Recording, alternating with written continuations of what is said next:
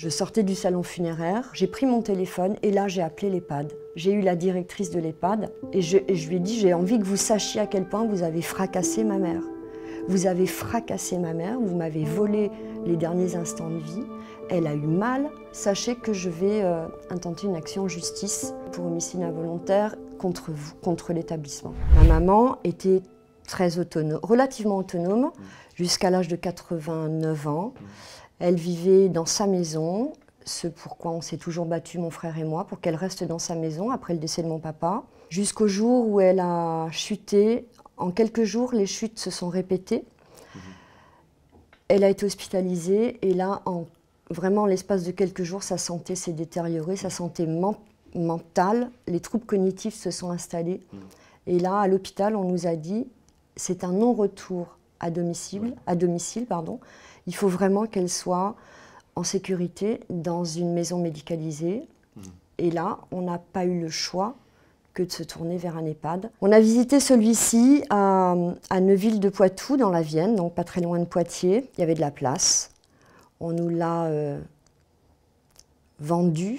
Tout compris, c'était aux alentours de 3 000 € par mois. Donc votre mère s'installe dans cet EHPAD et elle s'installe dans un contexte un peu particulier. Absolument. Parce que c'est le début de la pandémie, du Covid-19. Ma mère est arrivée dans cet EHPAD mi-février 2020, 2 semaines avant que tout soit fermé pour des raisons sanitaires. Donc effectivement, on a à peine eu le temps de l'installer quand tout a fermé. Dès le premier jour, on s'attendait à avoir un appel pour nous dire « voilà, votre maman est arrivée ». Ça s'est passé comme ça, elle était bien, pas bien. Bon, la première après-midi, pas de nouvelles. Le soir, pas de nouvelles. J'ai essayé d'appeler, j'avais du mal à joindre quelqu'un. C'est le lendemain qu'on nous a dit « tout s'est bien passé ». Et là, voilà, donc là, ça a été le début de... Enfin, tout se passait toujours admirablement bien.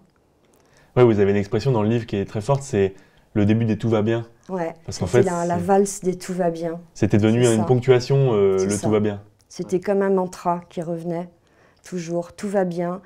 Le mot d'ordre, c'était « ne vous inquiétez pas, tout va bien ». La première visite, on a eu cette chance de pouvoir prendre un rendez-vous dès le premier jour où les visites étaient autorisées.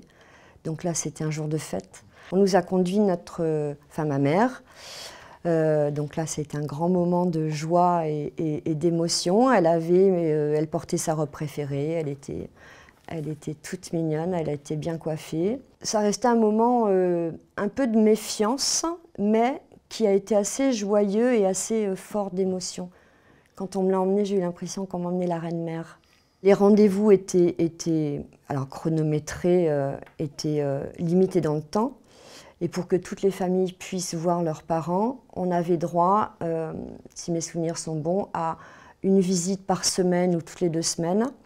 Moi, sachant que je venais de Paris, j'ai réussi à négocier une autre visite pour le surlendemain, qui a été plus ou moins officieuse parce qu'elle n'a pas été notée, mais ils ont eu la gentillesse de m'accorder cette visite pour le surlendemain. Et à cette visite-là, cette deuxième visite, qui n'avait par conséquent pas été notée, là, elle n'était pas préparée, ça n'a rien à voir avec la visite d'avant. Là, personne n'était trop au courant à l'avance. Ouais. Et là, on m'a conduit ma maman dans des conditions un peu différentes. Ouais. Physiquement, on m'a conduit ma maman avec un énorme cocard sous un œil. Elle était, pas coiffée, pas habillée. C'est presque anodin de dire ça, quoique ça ne l'est pas tant que ça, mais bon. Et ce cocard, qui était très très choquant, parce qu'il était quand même très conséquent. Ma mère n'était pas en mesure de me dire ce qui lui était arrivé. Et puis encore une fois, comme c'était un peu chronométré, j'ai préféré savourer le moment que je partageais avec elle, plutôt que de revenir sur ce cocard pour lequel elle n'avait pas, elle, d'explication. Et vous avez choisi quand même de demander aux gens de l'EHPAD ce qui s'était passé? Bien sûr. Bien sûr, j'ai demandé à la personne qui avait conduit ma mère dans cette même salle. On m'a dit « Ah, je ne sais pas, je ne suis pas au courant, je reviens vers vous ». Bon, personne n'est revenu. J'ai insisté auprès de 2 autres personnes que j'ai appelées. Et là, on m'a dit « votre maman a dû se cogner. Vous savez, les personnes âgées marquent vite. Si ça avait été grave, on vous aurait prévenu. » J'imagine que ça vous met un peu la puce à l'oreille. Ça met la puce à l'oreille. Et en même temps, on se dit « Ok, vrai, un accident peut arriver. Pourquoi pas? Pourquoi pas? Mais j'aurais aimé quand même qu'on me dise « Votre maman s'est blessée », parce que ça fait partie des choses qu'ils sont censés faire. Donc ce jour-là, j'ai repris ma voiture en me disant « On ne me dit pas tout. On ne me dit pas tout. Ouais. » Et surtout, alors où personne ne sait rien, ce qui est très grave, ou les gens qui savent ne me disent pas, ce qui est aussi très grave. Et en fait, cette rencontre-là et ce cocard, en fait, c'est le début d'une longue série de moments où vous venez la voir et à chaque fois, elle a une nouvelle blessure, elle a des bleus. Est-ce que vous pouvez nous raconter, nous dire un peu voilà, quelles ont été toutes les blessures qu'elle a pu subir? Alors, il y en a eu un certain nombre. Alors effectivement, elle n'a jamais eu de fracture ouverte quand on me la présentait. En revanche, elle avait, alors il est arrivé qu'elle ait une plaie sur le haut du front. Bon, des cocards, c'est arrivé encore à 2 reprises, des 2 yeux, des plaies sur le bras, une autre plaie de l'autre côté, sans qu'à chaque fois on ne m'ait alerté, ni moi, ni mon frère. Ça n'allait jamais dans ce sens-là de eux qui jamais, vous appellent? Jamais. Ouais. Début décembre, mon frère reçoit un appel de l'EHPAD. On lui dit « Alors, ne vous inquiétez pas. » De toute façon, ça commençait toujours comme ça. « Ne vous inquiétez pas. Votre maman a chuté. » Encore une fois. Elle a probablement le nez cassé. Elle a été conduite au CHU de Poitiers pour passer des examens. Pour tout vous dire, moi, quand mon frère me dit ça, je me dis, j'ai presque été rassurée, et pas contente, mais rassurée, satisfaite de l'appel en me disant, ah, il nous appelle. Pour une fois, ça va dans ce sens-là. Voilà. Ouais. Et là, je me suis dit, bon, donnons-leur ce crédit-là. Tard dans la soirée, je réussis à joindre les urgences. On me donne des nouvelles. La secrétaire me dit, c'est compliqué, c'est un peu plus... Je sens qu'il y a que quelque chose se passe. Elle me dit, le médecin va vous rappeler. Le médecin me rappelle. Ça n'a pas l'air d'être juste un nez cassé, quoi. Ouais. Et là, le médecin me dit, on vous a dit qu'elle avait probablement le nez cassé. Je dis oui. Et je lui dis, est-ce qu'elle a le nez cassé? Et là, il me dit, mais je ne sais pas.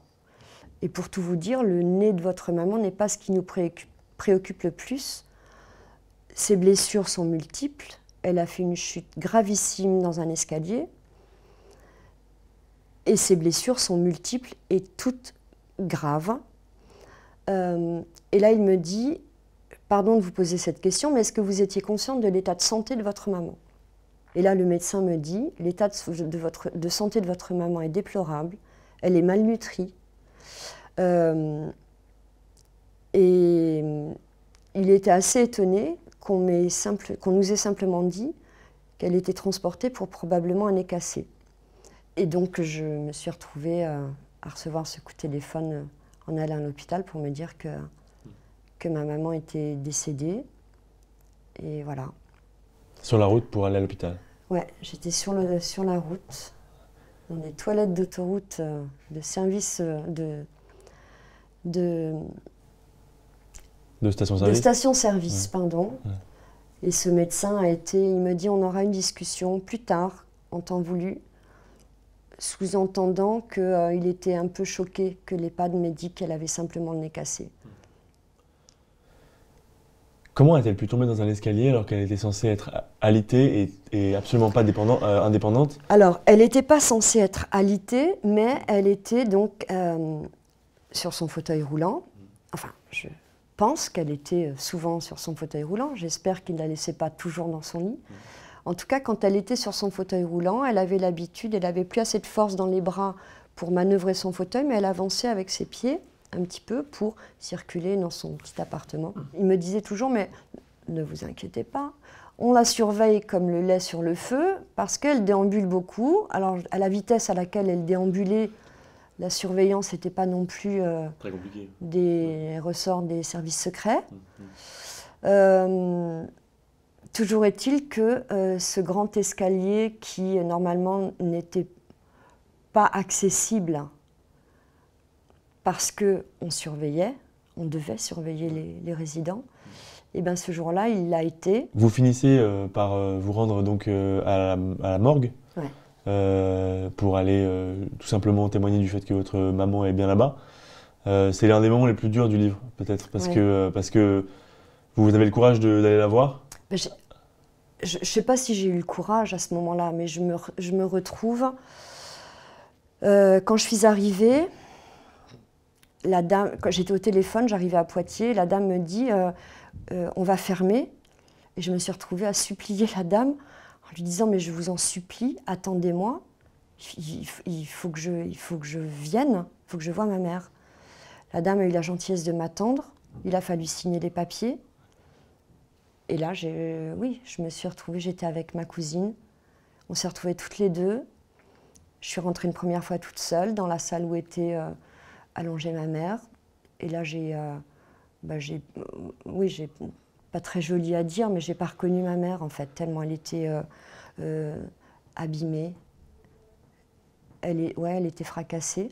Le premier jour où ma mère est arrivée au salon funéraire de Saint-Georges, du village, où elle avait toujours vécu, en sortant du salon funéraire, là j'ai eu, je la ressens encore quand j'en parle, là j'ai eu cette espèce de colère qui s'est libérée, qui m'a un peu aussi libérée, où on marchait, mon frère, moi, ma cousine, dans les rues, c'est un petit village, hein, Saint-Georges, on est passé devant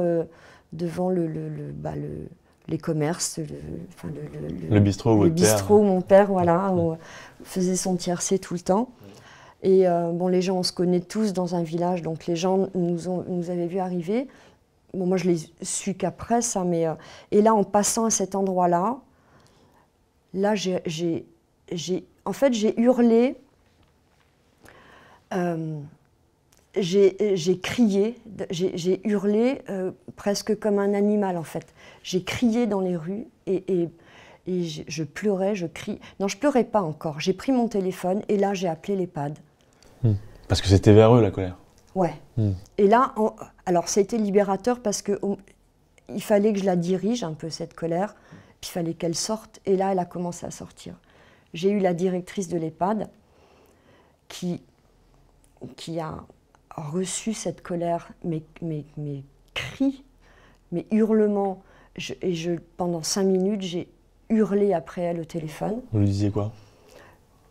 Je lui disais que... je sortais du salon funéraire où j'étais allée voir ma mère une dernière fois et je lui ai dit j'ai envie que vous sachiez à quel point vous avez fracassé ma mère. Vous avez fracassé ma mère, vous m'avez volé les derniers instants de vie. Elle a eu mal, elle a été fracassée. J'ai peut-être même été vulgaire, grossière en tout cas, en parlant de cet escalier. Et vraiment j'hurlais ma douleur, je lui disais. Et là, j'avais l'impression que c'était moi, en petite fille, qui parlait, moi en tant que femme, et je lui disais, mais je disais plus ma mère, mais je disais maman, et j'hurlais. Je ne peux pas vous dire précisément ce que... Mais j'ai vraiment hurlé. Vous décidez de porter plainte pour que l'affaire n'en reste pas là? Ouais. J'ai demandé conseil à un ami avocat, il m'a dit ça va être très compliqué. Moi, je me suis dit, c'est pas grave, il faut que je le fasse.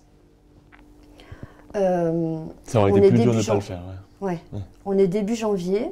J'avais dit à Orpea, hein, je leur avais dit, je ne vais pas en rester là. Je veux dénoncer tout ça et sachez que, je leur ai écrit aussi, sachez que je vais intenter une action en justice contre vous, contre l'établissement.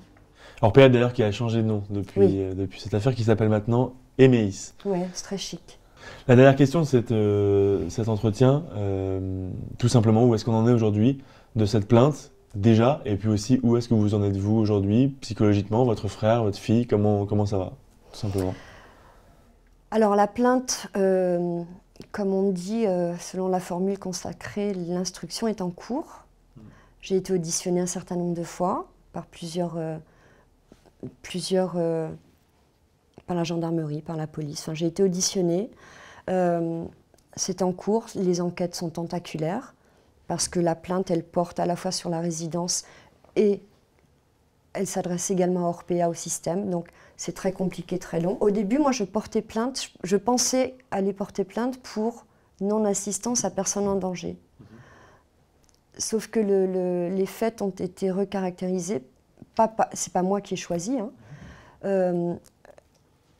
Les charges ont été caractérisées par le terme d'homicide involontaire.